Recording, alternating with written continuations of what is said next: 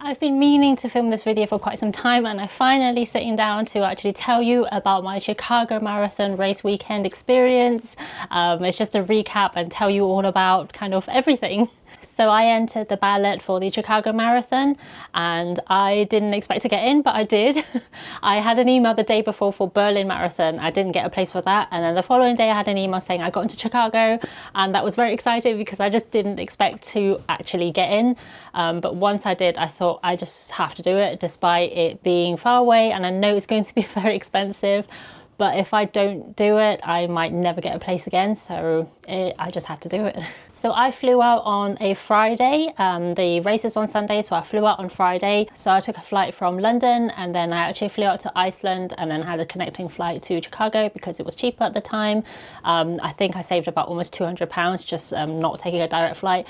But in hindsight, I should have booked it earlier. If I booked the flight earlier, I could have gotten a direct flight, which would have saved me a lot of time, and it would have probably cost similar to what I actually paid for a connecting flight. So that was one thing I would probably remember to do next time if I ever get into another major or another marathon in a different country. It was a long day traveling. It pretty much took me the whole day to travel just to get to Chicago, kind of with the waiting time, getting myself to London as well, which took about 3 hours. It's just a long way to London where I live, and then land and wait for the connecting flight the other end. And then when I got to Chicago, kind of have to go through security and all of that sort of thing. It was a really long day. I was so exhausted, and there's also a time difference as well. So rather than trying to figure out public transport when I got there, I just took an Uber from the airport to the Airbnb. It was about half an hour, I think. So it's not too far from the airport, but far enough to kind of quickly get there. I stayed in a place called Berwyn, I think, in Chicago. So it's not quite Chicago, but it's just like on the outskirts of Chicago. It's still Illinois, but just on the outskirts. Everything obviously is very expensive, kind of in the center of Chicago, especially during marathon weekend. So I managed to find somewhere that was a little bit more affordable, but also a little bit further out from the city. So that was the accommodation. I had a little apartment, so it was in a basement of someone's house that they rented out through Airbnb. It worked out really, really well. The host was really nice and was very helpful, and everything was clean and nice. And I think the whole traveling from the UK to Chicago actually went really well. It went very smoothly. I couldn't have hoped for like a better journey there, even though it was very long and I was very tired, but I was so glad to finally get there and it was all okay. It took me a little while to figure out the subway and kind of the trains when I was there. There's the train called the Metro, so that's the train I took in from where I stayed at the Airbnb into Chicago Central. So I would get the train into Union Street Station. That probably took about 20 minutes or less, something like that. So it wasn't far at all, and it's very cheap. It's like $7.50 kind of for like a whole day ticket. Which is really cheap, and it was really reliable and consistent, a lot better than public transport is in the UK, I must say. So it was really good and very easy. So I took the train into Chicago every day, and then there's also a subway system, the CTA, which is a little bit more complicated. They have different colours for different lines. It's a little bit like the London Underground, but I thought it was a lot more complicated because I couldn't really see where I was going, couldn't quite figure out where I was going. And even just finding the entrance to the subway sometimes was really confusing. Some of them would be going downstairs underground, but some of them would be above. So you would kind of see the subway like above you. So some entrances are down, some are up, and then some entrance and exits of the subway are inside other buildings, or they'll be like inside something else. That it was quite confusing. So I arrived on Friday quite late, and I was going to the expo on Saturday morning. So being very tired, jet lagged, not really knowing where I was going, it was actually quite difficult to figure out where I had to go on Saturday morning. So I tried to figure out the subway system, but I gave up, and then I got an Uber from wherever I got to in Chicago, and then I just got an Uber to the expo. So that bit was quite easy, and I'm glad that I went there quite early. I think the expo doesn't open until 9 o'clock, and I was aiming to get there first thing because I know it's just going to get busier, which it did, and I'm glad I actually got there quite early. I was aiming for 9, but because I was faffing around trying to figure out where I was, I think I got there before 9:30, so not late. Already a lot of people were going that way. I could see a lot of people heading that direction, and it was was very easy once you kind of got to the expo.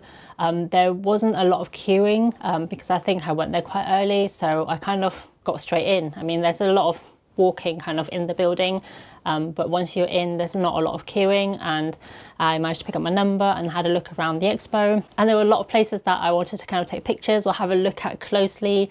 Yeah, but I think I was just so overwhelmed, and I was so tired as well that I just couldn't take everything in.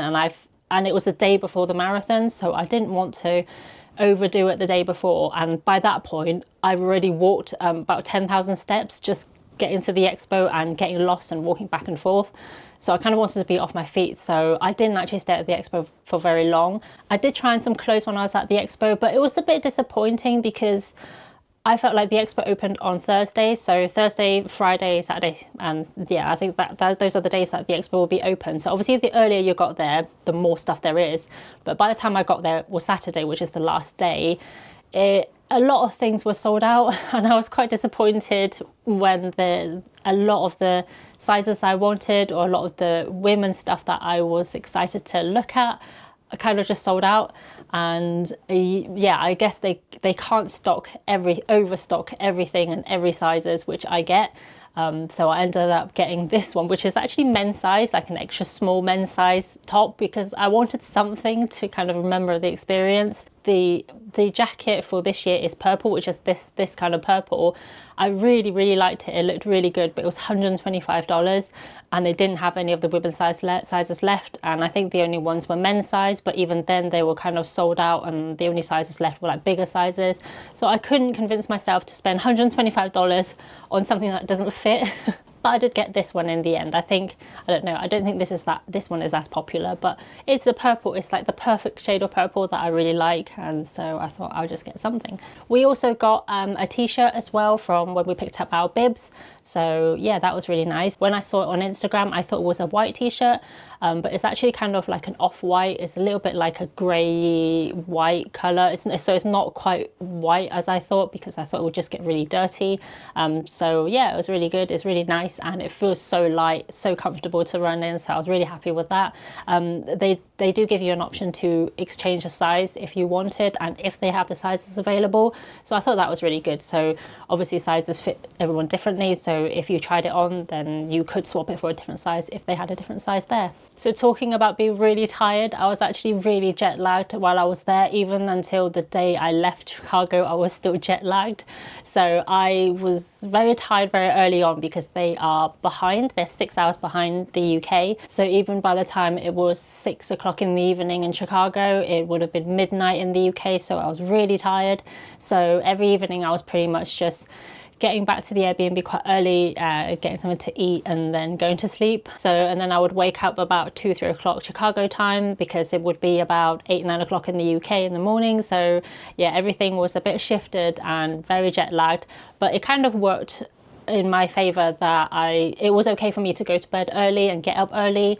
That didn't really bother me too much, and that was actually good for race day as well, because I ended up getting up about 3 or 4 in the morning on race day just to make sure I get to the start line on time. So it kind of was okay that I was awake early. So I pre-booked an Uber from the Airbnb to the marathon start line, because I wasn't sure how difficult or easy it was going to be to book myself an Uber. So I thought I'll pre-book it just in case. Where I was staying, it was a little bit too far out to get public transport. Otherwise I would have gotten public transport, because we have to get there so early, yeah, it just didn't start early enough for me to get it. So my only option was to actually get an Uber. And obviously there was a lot of road closures on the day, so I made sure I was there early enough, but there was a problem with the Uber driver's app. So when she picked me up, she couldn't start the journey, and then she just started driving, because she said, oh, I'll make sure I'll get you to the start line on time. I'll make sure you won't be late for your marathon. And she kept going. She was really nice, but the problem was she wasn't really following the direction that I put on the Uber where I was going, because I picked a place to be dropped off where I know it's not going to be affected by road closure, because I looked it up on the map, but close enough for me to like walk there without spending too much time on my feet. But obviously she wasn't following because her app wasn't working, but we got so close to it, and then she was still trying to figure out her app. So she took me somewhere where I didn't want to be dropped off, and then And then by the time she realizes like where she tried to drop me off, the roads started to close as we were driving kind of through places, and it was quite stressful for a marathon morning. She was trying to be really helpful, and she said, I'll try this other route, I'll try to drop you there, I know it'll be closer if I drop you there. But again, we couldn't get there because the road was closed, and then she would turn around and try and go somewhere else, and then the roads were just closing outwards as we were driving. And I was just like, just drop me off here, just drop me off, I'll just walk. I ended up walking longer than I wanted to because we ended up further out than I wanted to.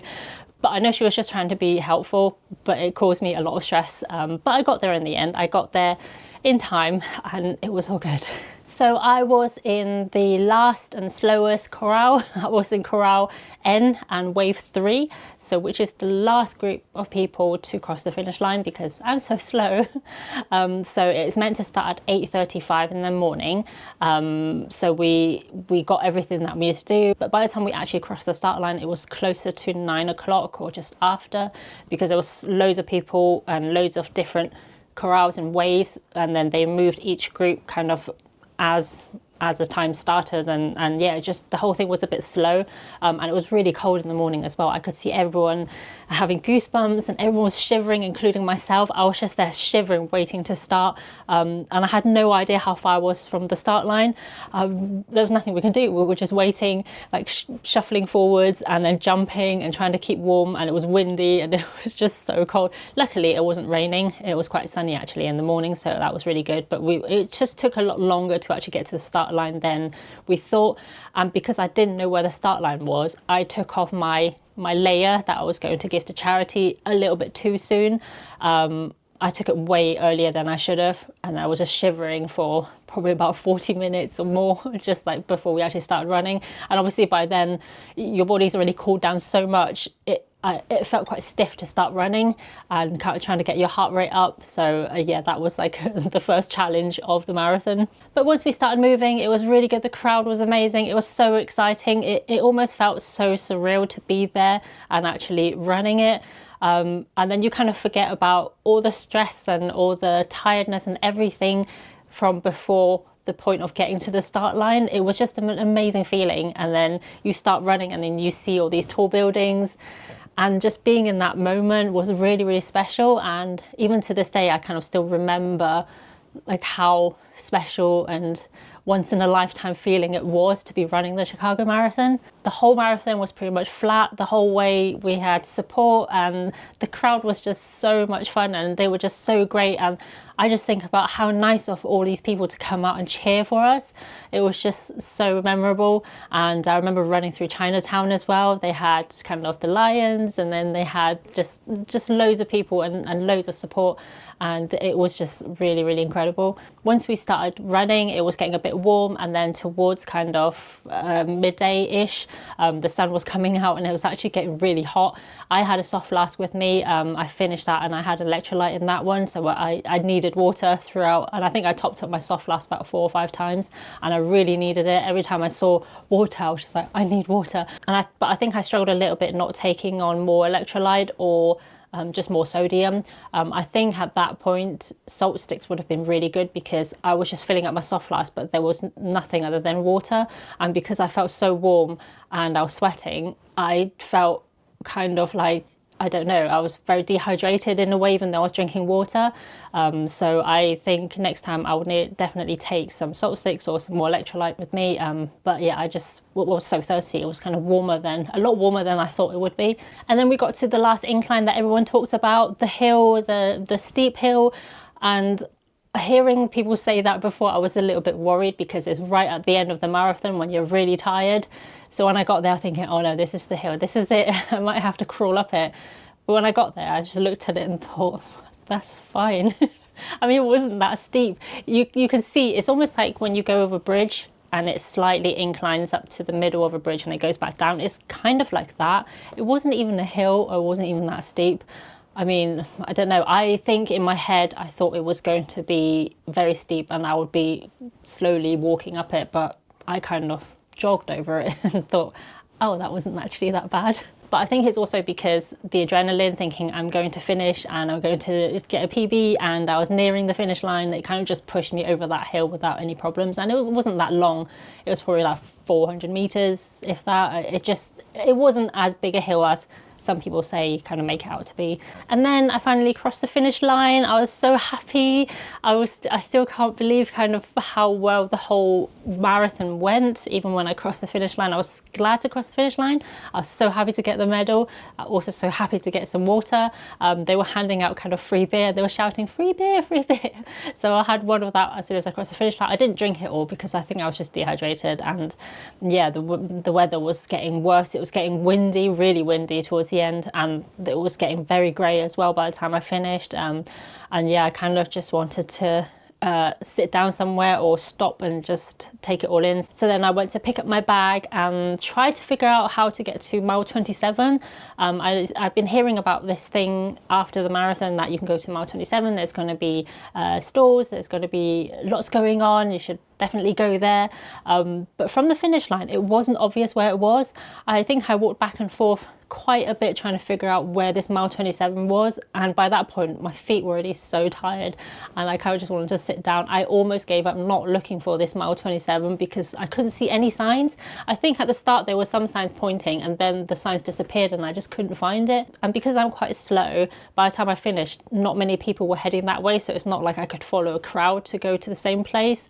So I struggled to find mile 27, and I think because I finished so late, by the time I got there I felt like there wasn't really anything.